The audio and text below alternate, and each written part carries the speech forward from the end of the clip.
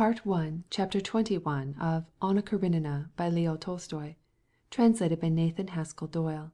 This recording is in the public domain. Read by Marianne Spiegel. At tea time, Dolly came out of her room. Stepan Arkadyevitch was not with her. He had left his wife's chamber by the rear door. "I'm afraid you will be cold upstairs," remarked Dolly, addressing Anna. "I should like to have you come down and be near me." "Oh, please don't worry about me," replied Anna, trying to divine by Dolly's face if there had been a reconciliation. "Perhaps it would be too light for you here," said her sister-in-law. "I assure you I sleep anywhere and everywhere as sound as a woodchuck." "What is it?" asked Stepan Arkadyevitch, coming in from his library and addressing his wife. By the tone of his voice, both Kitty and Anna knew that the reconciliation had taken place. "I wanted to install Anna downstairs, but we should have to put up some curtains. No one knows how to do it, and so I must," said Dolly, in reply to her husband's question. "God knows if they have wholly made it up," thought Anna, as she noticed Dolly's cold and even tone. "Ugh, don't. Dolly, don't make difficulties. Well, if you like, I will fix everything." Yes, thought Anna, they must have had a reconciliation. "I know how you do everything," said Dolly. "You give Matvey an order which it is impossible to carry out, and then you go away and he gets everything into a tangle." And her customary mocking smile wrinkled the corners of Dolly's lips as she said that. Complete reconciliation. Complete, thought Anna. Thank God. And rejoicing that she had been the cause of it, she went to Dolly and kissed her. "Not by any means. Why have you such scorn for Matvey and me?" said Stepan Arkadyevitch to his wife, with an almost imperceptible smile. Throughout the evening Dolly, as usual, was lightly ironical toward her husband, and Stepan Arkadyevitch was happy and gay, but within bounds, as if he wanted to make it evident that though he had obtained pardon, he had not forgotten his offense. About 9:30, a particularly animated and pleasant confidential conversation, which was going on at the tea-table, was interrupted by an incident apparently of the slightest importance, but this simple incident seemed to each member of the family to be very strange. They were talking about one of their Petersburg acquaintances when Anna suddenly arose.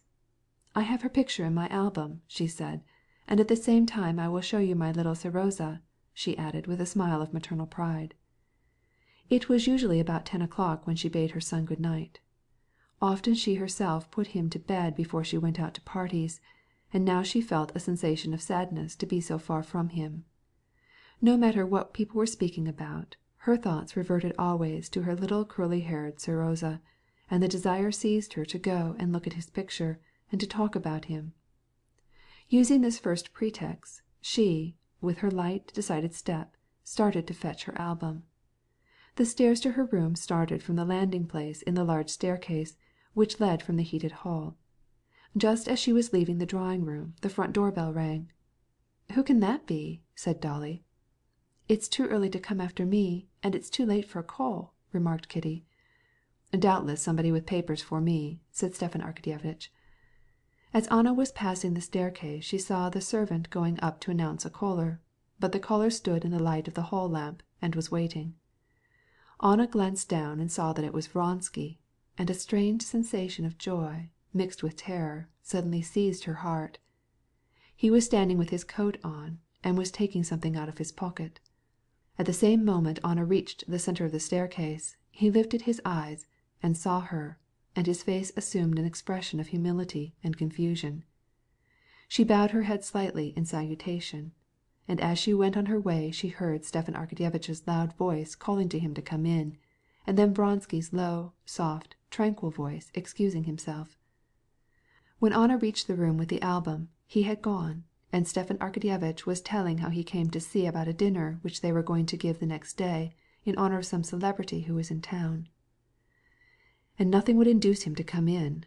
What a queer fellow," said Stepan Arkadyevitch. Kitty blushed. She thought that she alone understood what he had come for, and why he would not come in. "He must have been at our house," she thought, "and not finding me, have supposed that I was here. But he did not come in, because it was late, and Anna here." They all exchanged glances, but nothing was said, and they began to examine Anna's album. There was nothing extraordinary or strange in a man calling at 9:30 in the evening to inquire of a friend about the details of a proposed dinner and not coming in. Yet to everybody it seemed strange, and it seemed more strange and unpleasant to Anna than to any one else. CHAPTER 22